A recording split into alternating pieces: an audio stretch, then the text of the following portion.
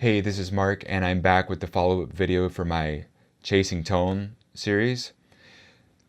In this video set, we are chasing down Jimmy Page's guitar tone from the track Black Dog, in which he ran directly into a mixing console and then used a couple of compressors to overdrive the guitar channel. So, in this video, what I'm going to do is I'm going to run you through my plugins and kind of give you an idea of how I achieved this sound. But first, let's check out a little bit of the track so you can hear what it sounds like.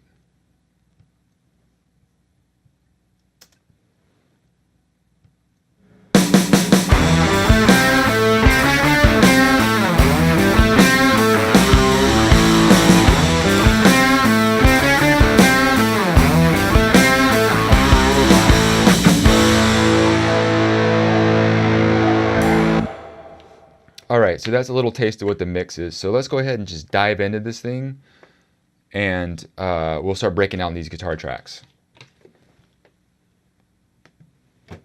So this is just the solo guitars with a touch of reverb.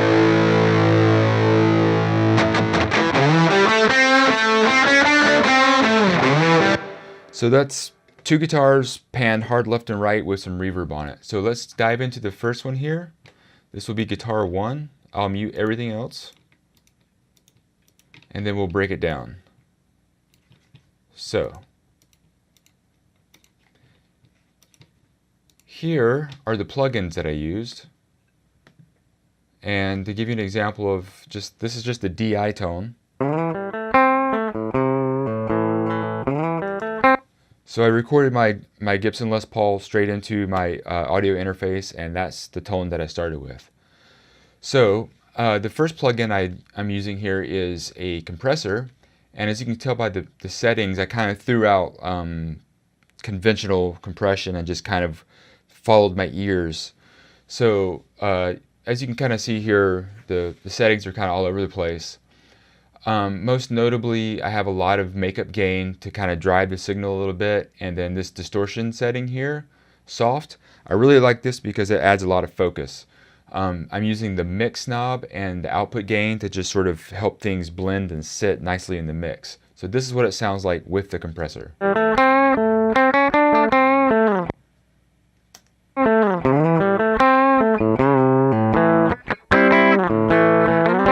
So it's kind of pumping and clipping a little bit, which is good. Works great for this song. So up next is the distortion plugin. And let's add that in and see what it sounds like.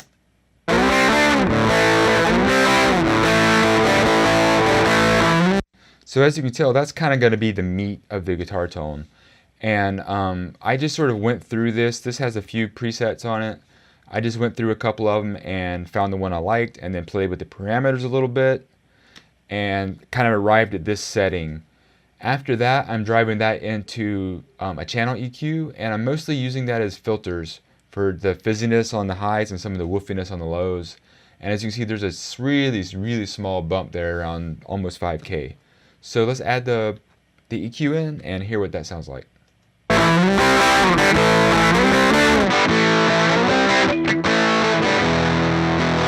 So that's almost like kind of a speaker emulation in a way. It just really helps dial back some of the fizziness. And then after that, I'm just using a noise gate to kind of tighten up the signal.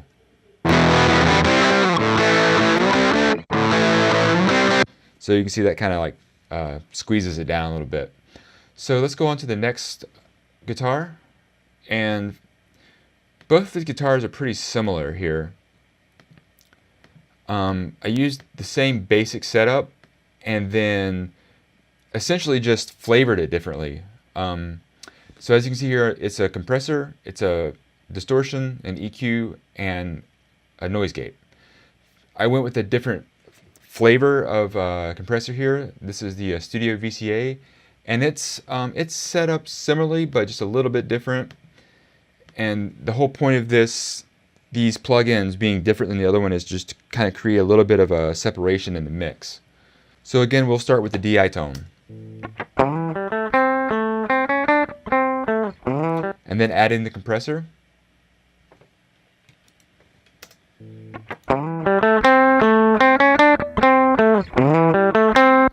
So this one isn't quite pumping and clipping quite as hard as the other one. It's just a nice fat sound. The settings are kind of similar.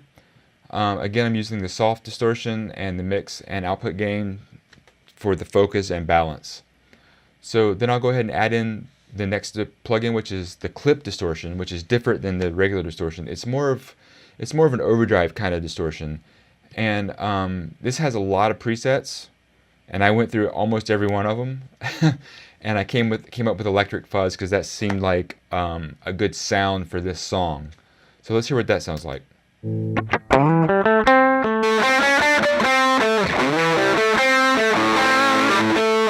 So this one's not quite as weighty as the other one. It's a little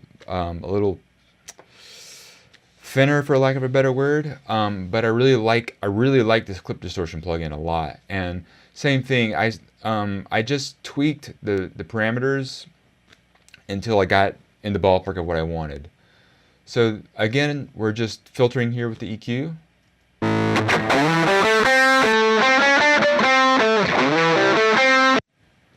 And again, that's kind of a speaker emulation type thing.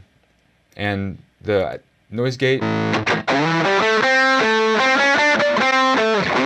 again, same thing, just adding a little bit of tightness there. So moving on to the lead guitar. For the lead guitar, on the record, it sounds a lot like he's using a mic'd amplifier to offset the DI tones. So I tried to emulate that a little bit using the same batch of plugins. Let's go to the solo section here. The same batch of plugins,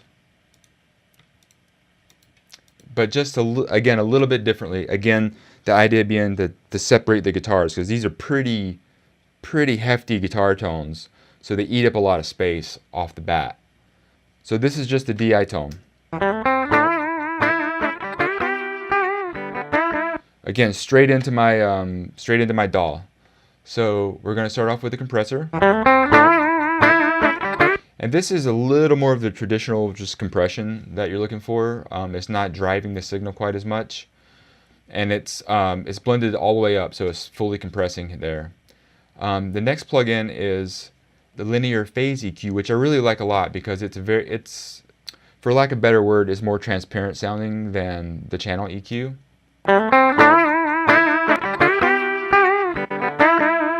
And obviously here I'm just cleaning up the bottom end a little bit. I went with the clip distortion next because I just really like the clip distortion plugin. And again, same thing. I just went through a bunch of these presets, and boutique overdrive sounded good to my ears. And I tweaked and tweaked and tweaked until I got a pretty cool sounding tone, which is similar to one of the other tones, but it's just different enough to make it stand out. Here's the only thing that I use that is not stock in Logic. The Space Designer obviously is stock, but I found a free Celestion Vintage 30 impulse response on the Celestion website. So I grabbed that and loaded it into Space Designer to get this lead guitar tone.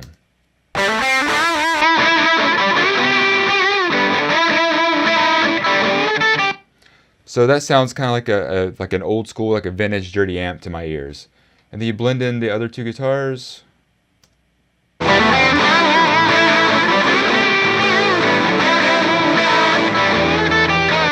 So that's taking up a lot of sonic room, but they're still distinct enough to pick out which one's doing which. And then the very last thing is obviously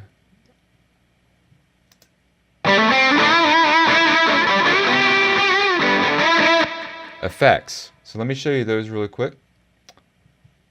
And for delay, I went with the just the tape delay. And because obviously in the early 70s, that's kind of what they probably would have been using. There's obviously no digital delays back then. And one of the cool things about this plugin that I really like, and is you can use it for a lot of different things, is this character section, which kind of emulates tape head compression. So you have a couple different settings here, and you have some filters that you can just throw this on anything and just take the delay out and use it as quote unquote like tape saturation. And I went with like an 1/8 note delay because I felt like that sat in the mix nicely. The next plugin is the Silver Verb, and I use a hall verb. Again, Led Zeppelin, they were notorious for recording in big halls. And for whatever reason, I don't know exactly why, but this Silver Verb to me reminds me more of it's not quite as modern sounding to me as the Space Designer is.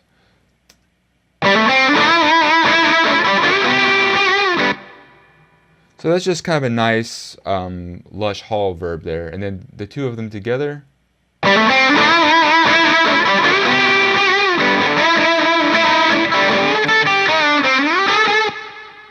So that's basically it. Everything together in the mix sounds like this. And as you can see here, the rhythm guitars aren't getting delayed, but they're getting a little bit of reverb.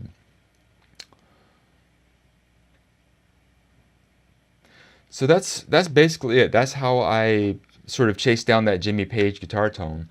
I really like these distortion plugins, and I have been playing around with them on other instruments to see what they can do, and it's been a lot of fun.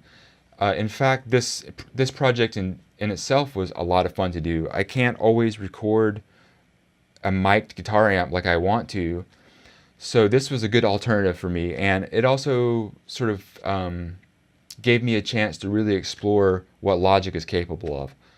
So if you haven't tried these, definitely check them out, and if you have any questions about this particular song or session or whatever, let me know. I'm sure I forgot something. So that's it for me right now. So until next time, we'll see you guys later. Over and out.